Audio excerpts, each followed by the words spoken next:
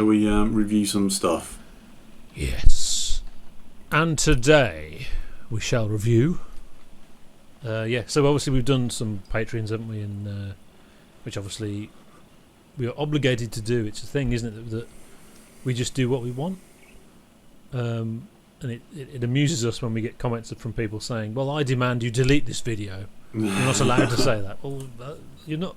You're very rude to your customers. You're not our customers. You know what you're saying now is the same as us saying this, because But we do have a Patreon, so obviously that's very important that they ask for stuff, and we'll do it. Someone specifically requested. I think he said, we don't want you. I know you don't like doing the individual tracks, but it was great when you did it, kind of thing. So he didn't ask us to do it, but I think for that video we should do the individual tracks. Yeah. When that one comes, I think that's fair enough. But we also we do what we like.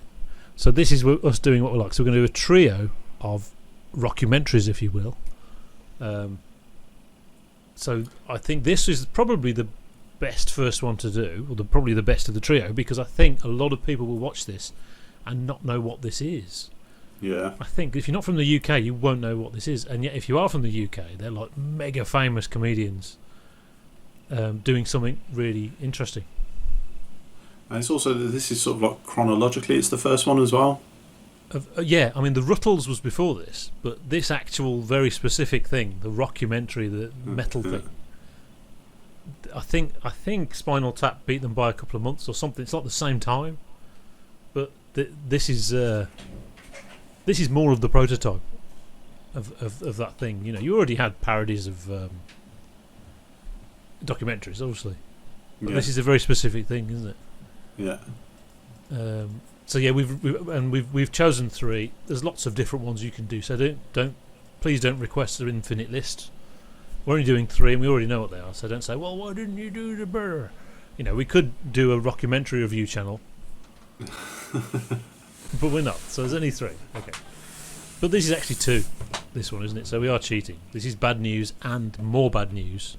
Yeah. A few years apart, and when they came back and did the second one, they were mega famous in the UK, which made it a bit different. It's the Young Ones become a band. If you don't know what the Young Ones are, what should they do? What do they need to see? They should watch the Young Ones.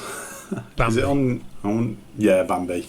It needs to be Bambi. Yeah, it's the one where they go on University Challenge. Yeah, and this is actually the original Young Ones. So it's Peter Richardson on drums.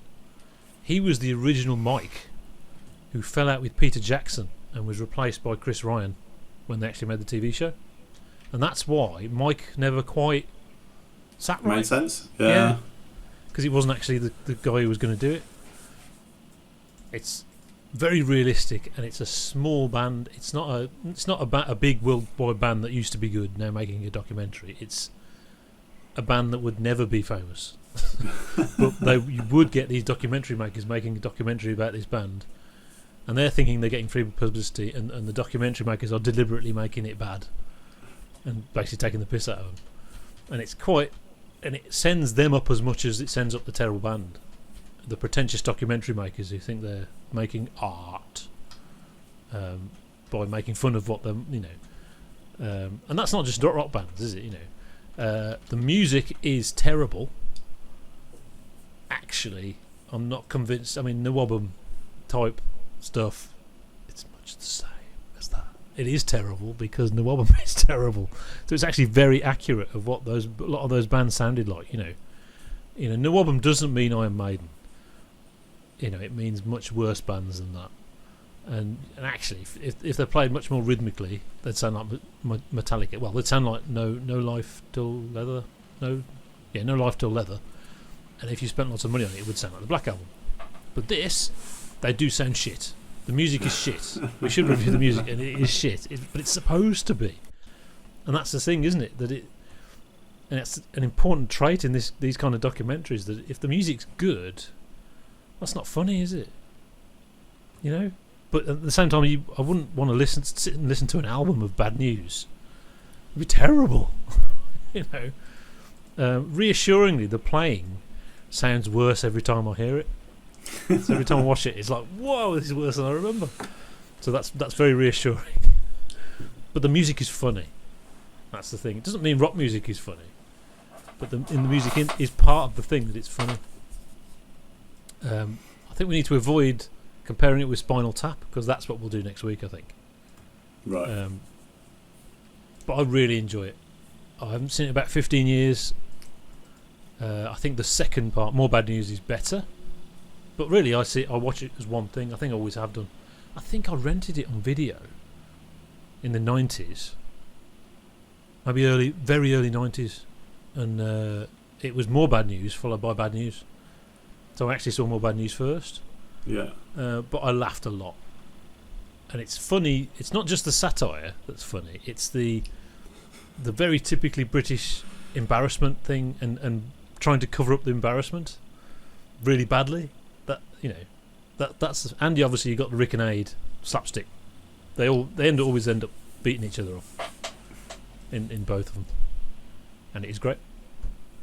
I'll hand you the CD of the video of the thing. Yeah. We should mention that if you're in the UK, they're both on 4 on demand. Yeah. So yeah, and you can very easily. It's part of the Comic Strip Presents series, isn't it? Yeah. So you go to Comic Strip Presents and you can find it from there. Yeah. I thought it was really. Yeah, I agree. It was really, really good. I didn't think the music was that bad. I could actually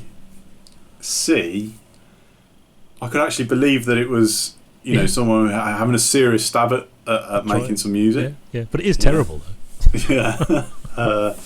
And you're right, it's sort of it is sort of the Young Ones does Spinal Tap. Yeah. Although Rick Mayall's character is actually, it's not quite Rick, is it? No, it's quite he's not one of the best characters. He's actually quite plain. I thought he's just like a posh guy who wants to make who's pretending metal. Yeah. Who wants to be in a band essentially, who can't play the guitar. In the first one he can't play, can he? I don't think they reveal that until the second one, where he's got someone behind the camera and he's tuning and saying higher, up a bit. I don't know whether they actually reveal that in the first one. I thought they did, because I was surprised when he actually started playing in More Bad News. I was like, actually, I thought he couldn't play. They're all playing. Yeah, they're all really playing. Yeah. Obviously, Edmondson, Aid Edmondson, loves music. Yes, you can It's tell. it's what he's doing now. So, now that he's earned his money, he's doing what he wants to do, and what he wants to do is make music. So this is sort of like a Aid Edmondson sort of love piece, really. Yeah. Sort of thing. This is his baby, and it is pitch perfect all along the way. With the Young Ones, I always thought the Nigel Planer character Neil, was sort of like it was okay, but he was a bit one note. He is. Yeah, that's true. Yeah, this is a different character though, isn't he? In this. Yeah. And he's quite funny. Nigel Planer is the star of the show in this. He's absolutely brilliant. I mean, the funniest moments are Nigel Planer when he said, turn and look at the camera and growl. Yeah. And when someone mentions and someone mentions the New Romantics or something like that. He says, "Oh no, we're not just heavy metal. We're more subtle than that." And then 2 hours later, look, we're not heavy metal. And then it says, "Right, that's it." He stops the van. I'm leaving if I have anything to do with the New Romantics because I'm in a hole. Yeah, it's great. It's a great bit of British comedy as well. When it opens and he's making his breakfast and he's making eggs on the cooker, sort of thing, and you think, God, that's a bit of a dive. But that's sort of like typical British, probably late 70s, early 80s sort of. Yeah, that's how we lived. Yeah, you realise how long ago it was actually. You think, bloody hell, it's like the 50s or something. But that was actually of the time. It wasn't trying to look old, you know. Yeah. I'm trying to think how did Bad News finish? Right, the first one finishes. It's a bit of a low key. They do a show, don't they? They do a show, and then they find out that they're not getting paid. But it turns out the documentary makers told them not to pay them. Yeah. So they beat him up, and that's the end of the episode. But obviously, the second one they played Donington. Yeah. You've got a couple of side characters. So Jennifer Saunders plays the sort of music critic, TV reporter, and she plays it absolutely spot on. Yeah. I mean, these are probably comedians at their real sort of zenith. This is when they were the very best. Yeah, exactly. Yeah, this is catching them right at the moment. Yeah. Yeah. And it is sort of strange. I don't know if there was any relationship between. We're not going to compare it to Spinal Tap, but it is weird how it was. They were in production at the same time, as I understand it. Yeah, it's weird. And And because Bad News of TV, I think it actually went out before Spinal Tap, because obviously Spinal Tap's got a lot more editing and promotion and stuff involved. Yeah. But they do have similar sort of feels. Yeah. They sort of captured that sort of rock mentality, the rock gods sort of mentality extremely well. Obviously more Bad News was after Spinal Tap, but yeah, I mean, it's just, what can you say? It's actually funny. It is really, really, really funny. The fact that I still laugh, it says a lot. Yeah. This is one of the things I watched a lot when I was young, so I know it, Yeah. But I'm still laughing at it. Like Blackadder. I still laugh at Blackadder. It's good that it's Aid Edmondson and Rick Mail, but it's not Vivian and Rick. Or it's not quite Vivian. Yeah, as far as they're concerned, they're not playing the same characters. No, it is different. It's sort of like, it's nice to see them actually do something different, if you know what I mean. Yeah. But I mean, Viv wouldn't write any music. He's into very metal. Yeah, and he's got a White Snake T-shirt because that's like rock. But Viv wouldn't make music. Well, he wouldn't. No. Whereas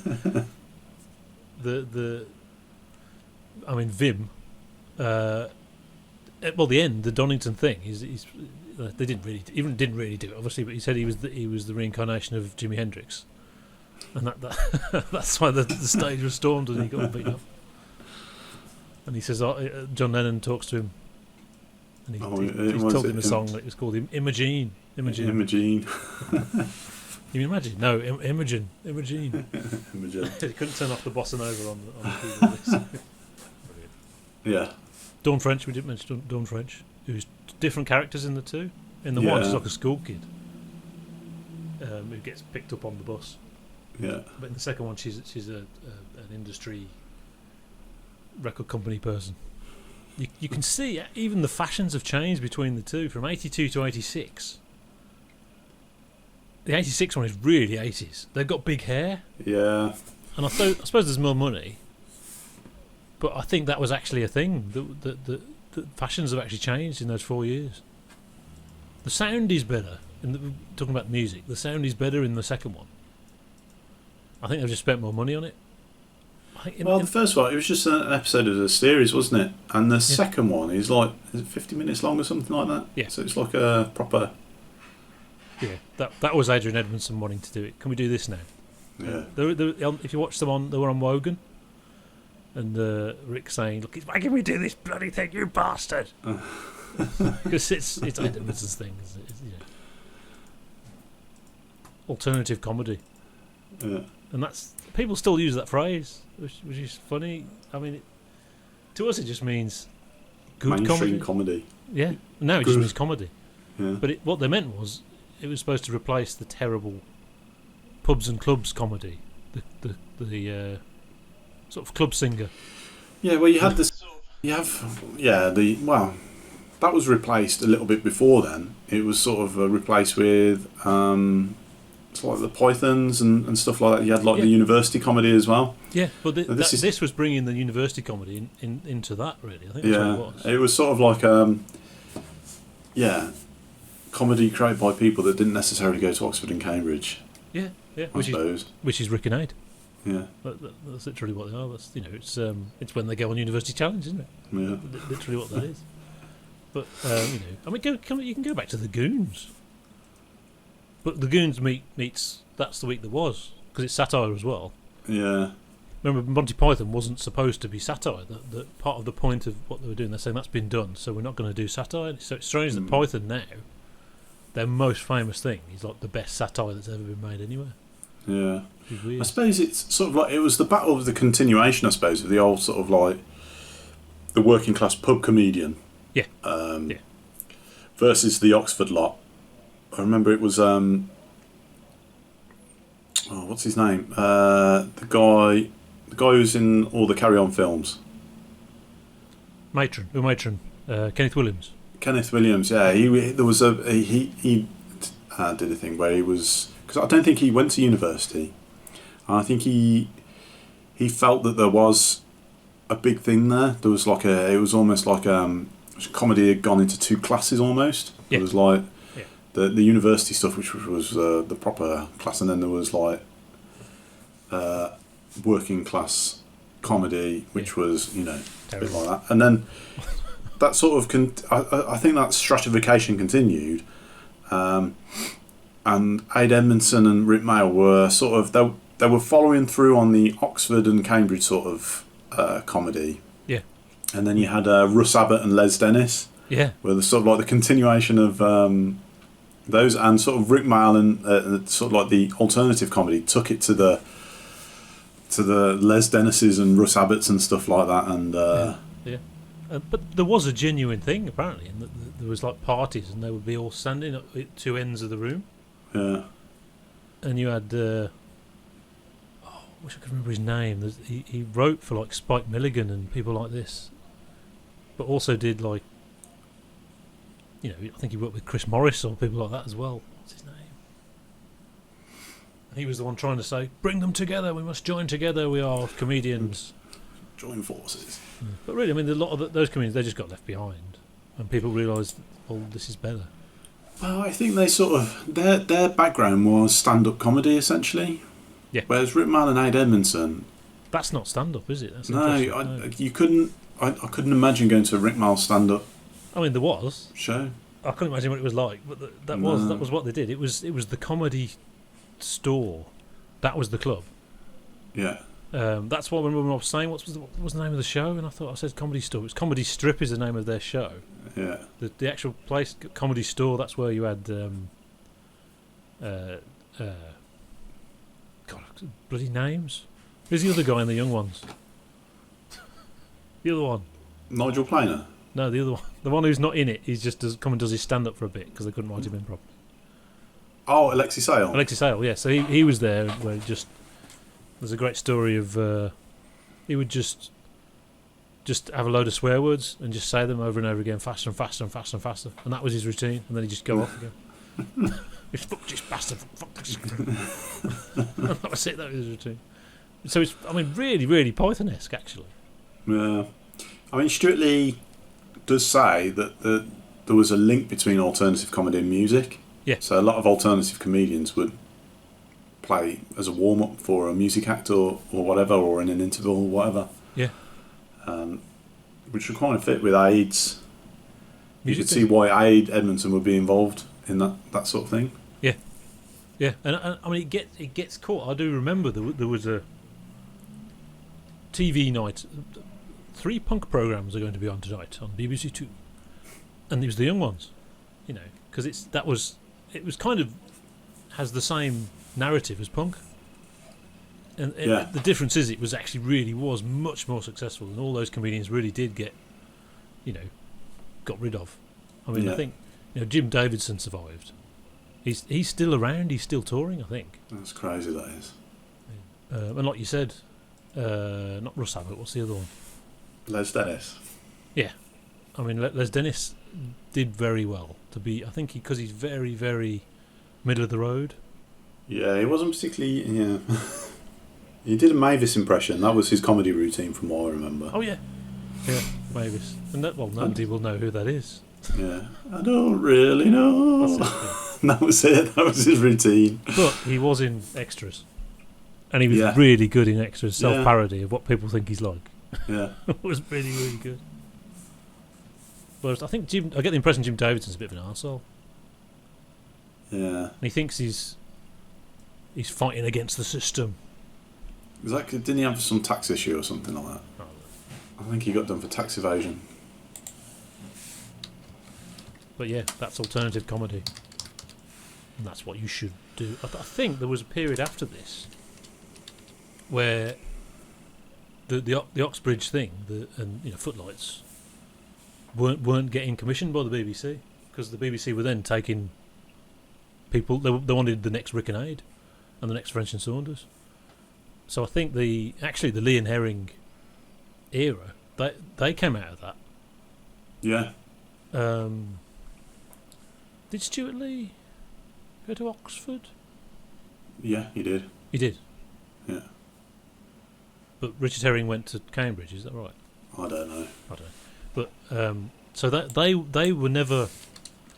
They were always outsiders, Lee and Herring, because that particular era is when the Footlights people didn't get just automatically commissioned by the BBC. Yeah. And it wasn't. It was like them, and it wasn't until the Peep Show guys. I can't remember the name of. The fat one and the thin one. Yeah, aren't you just like one of them? I've been told I'm just like one of them, which makes David Mitchell. David Mitchell, not the author of the other one, and Robert Webb. Yeah. They were quite bland, actually. There's some funny stuff on there. They did like a sketch show.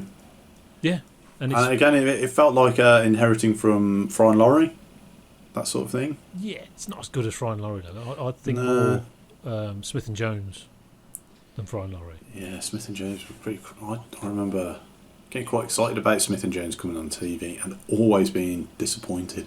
Well, the best thing about it was the title of their show. It was called Alas, Smith and Jones. But yeah, I think very middle of the road and quite bland. But I mean, they did have some good. It's one of those things where about a third of it is good. That's a typical sketch show. So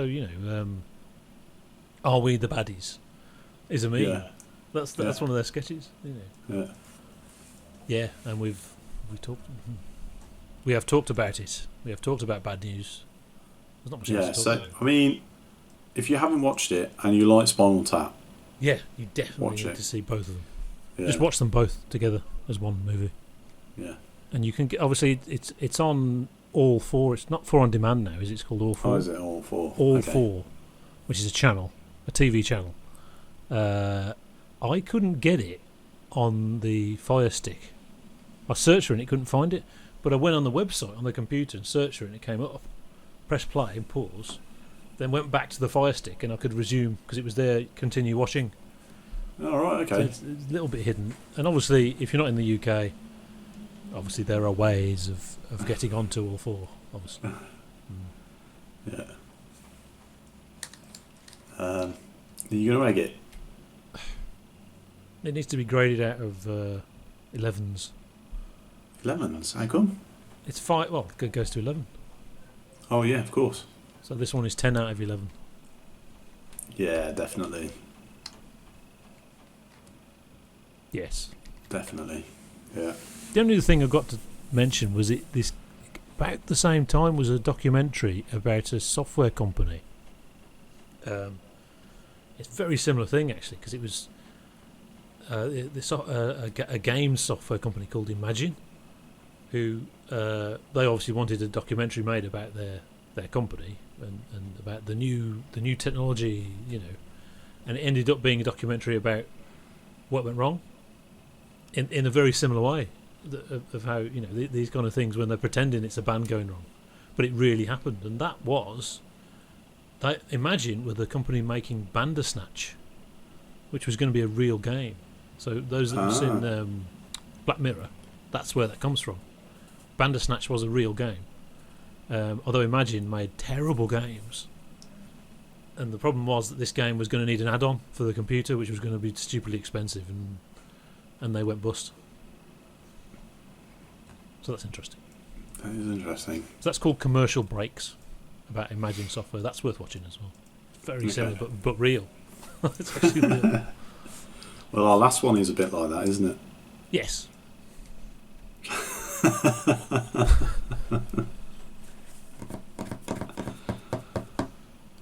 I wonder what we'll be doing in number 3. Our third mockumentary. Mockumentary. It's a joke. It's just a joke. Okay then. Okay then, don't worry. Don't worry. Thank you very much. Yeah.